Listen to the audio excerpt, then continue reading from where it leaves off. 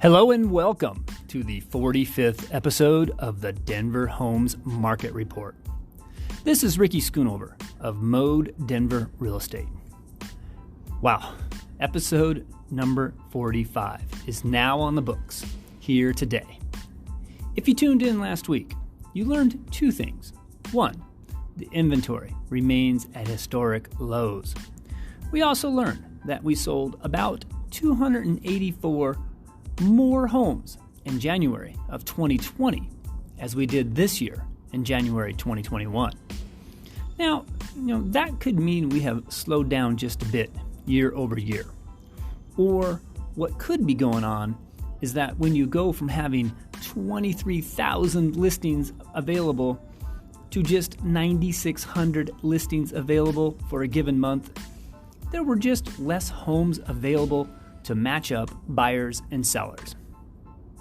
We'll continue to do our month-over-month comparisons throughout the year, so stay tuned, and particularly the first Thursday of each month. We'll compare the past month sales with the same month last year. Let's keep an eye on things and see how the market trends overall this year of 2021 compare with last year of 2020. We'll do these month-over-month comparisons, like I said, the first Thursday of the new month, so we can see which way the market is trending compared to the same month last year. So what else did we talk about last week? Oh yes, if you are a buyer in this market, make sure you are asking your realtor for a buyer agreement, which is officially called the exclusive right to buy listing contract. Also, make sure that box is checked, the only box is checked at 7.3.3. You want to make sure the broker you hire to help you buy your home is willing to negotiate their commissions from either the seller or the listing brokerage and not leave you as the buyer on the hook if the seller or the listing broker won't share the commission. When you hire me here at Mode Denver Real Estate, I will never charge you as the buyer a dime. We always negotiate with our sellers upfront and agree to share our commissions with whoever brings the buyer to the closing table. Additionally, when working with you as a buyer, we will always negotiate our commissions from the listing brokerage or the seller. Now here we are. We are almost the middle of February of 2021. The vaccines are rolling out. That's a good thing. The mask mandates seem to be helping stop the spread of the virus. Now, of course, if you are sick with COVID right now or caring for a loved one who is, then this news may not feel all that comforting. But there are better days ahead as we work through this pandemic. All you need to do is Google the latest charts. And now the virus is well under control compared to where we were just 6 months ago, where the tests were showing that if you ventured outside, you had a high probability of crossing paths with at least one person or more who were likely infected and may or may not have even known they were spreading the virus. It appears we are well past that crisis point and well on our way to crushing this thing. Hopefully by midsummer. In the meantime, as we wait for all of our turns to get our vaccines, be patient. Let's let the frontline workers, our teachers, and the most vulnerable get their shots first. Those are the folks who, if they are sick, we don't have the healthcare workers to take care of those who are sick and our teachers, so we can finally get all of our kids back in school. I'm a big proponent of online classes, but one of the many lessons learned by this pandemic, it is that all kids do not do well trying to learn from remote. We are humans, and we need some level of interaction with our teachers and our fellow students. I wonder if we could cut the classroom time down by having 1 day or maybe 2 days a week where the students don't go in the classroom, or leave the kids in the one room and have the teachers who teach different subjects rotate from class to class. I don't know. I'm not an expert on this subject. But it'll be interesting to watch, and perhaps how some good lessons learned can be emerged from this crisis. I know for me in the real estate industry, we changed some of our habits. I most often have my clients drive to the house we are looking at, rather than pile into my car. We limit our interactions at open houses. We no longer allow overlapping showings. We wear single-use gloves while showing homes. Of course, masks and sanitizer and physical distancing when all possible. But I think some of these measures are just smart, and I, for one, will keep using some of these standards, even when the guidelines are relaxed. It's been a while since we have dedicated an episode to a particular neighborhood. So today, I'm going to combine two neighborhoods. The first one we are going to discuss is maybe one that people don't even really think of as a neighborhood, unless you live right there in the area. This is called Sun Valley. It's basically the area south of the Broncos Stadium down to about 6th Avenue and from I-25 to Federal Boulevard. And the next neighborhood we'll throw into the mix today is perhaps a little more well-known as Valverde, which is from 6th Avenue and goes down to about Alameda, and still uses I-25 for its eastern border, and Federal Boulevard rounds out the western edge. These areas may not look like much today. In fact, Sun Valley and Valverde are two of the lowest income areas in the city. When you look at a map or, from a bird's eye view, it makes no sense. I mean, here you are right in the middle of 6th Avenue. So getting to downtown, Baker, La Alma Lincoln Park, or even Cherry Creek are a breeze. Head just a little bit west and you can get to Lakewood, Belmar shopping area with ease. So here you are, close to downtown, close to shopping, close to Mile High Stadium. So why does this area seem to always be left out of the conversation?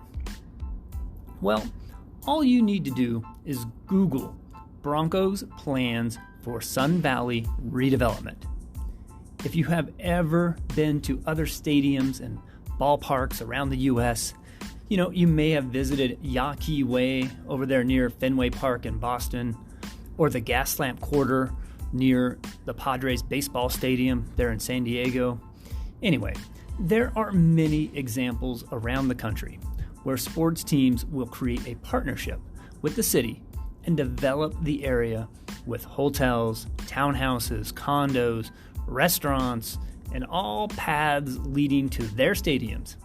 They're kind of an alternative to the old school tailgating. And in an effort to motivate people to leave their cars at home, bring some sort of mass transit closer to the stadium, and still have those outlets to party and have some fun before and after the game. The city wins because all those property taxes and the money the city makes on the sales of the food and drinks and other items folks buy. Sports teams, they get a captive audience. And, if you're a sports fan, why not buy a townhouse or a condo where you can walk outside your door and make your way to the stadium? These plans are already well underway in the planning stages. And like I said, if you Google it, you will find out all sorts of information regarding the exact plans. But something else happens when big projects like this take place.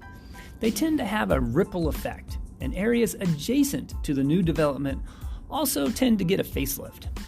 I mean, think of Lodo and the ballpark district here at Coors Field and what that looked like before the ballpark was actually there. Today, there are many restaurants, bars, hotels, and other venues that have sprouted up or have otherwise been redeveloped. You couple this with some of the most affordable real estate within just a couple of miles of downtown, and you have a recipe for growth potential.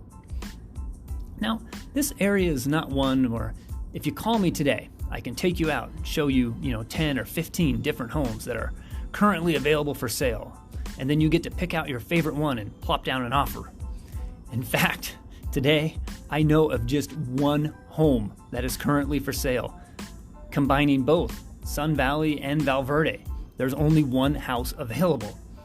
The one home that is currently available is located at 2846 West Ellsworth. This home is presented by Level 1 Realty Group.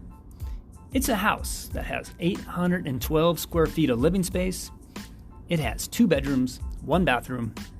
Get this, it is completely remodeled with a newer roof, central AC, new kitchen with granite countertops, new bamboo floors, etc. It's being offered at just under $365,000 for a house, for a completely remodeled house.